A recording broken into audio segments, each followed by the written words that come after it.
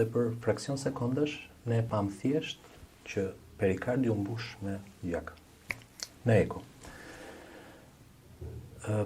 Tensioni i pacientit zbriti në vlera 2-3, praktikisht papajtueshme me jetën.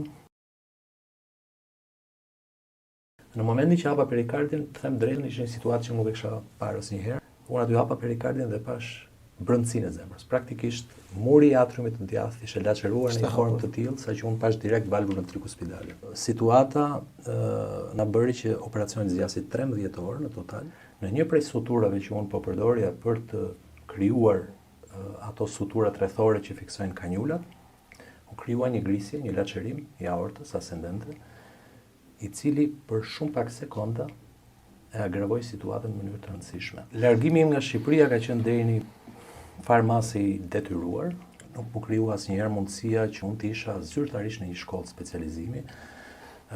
Arsyet pse unë përpiqem të mos i diskutoj në detaje më, ajo që më trishton më shumë është dashakësia e disa njerëzve që për të ruajtur pozitat e tyre vetëm pengojnë dhe dëmtojnë.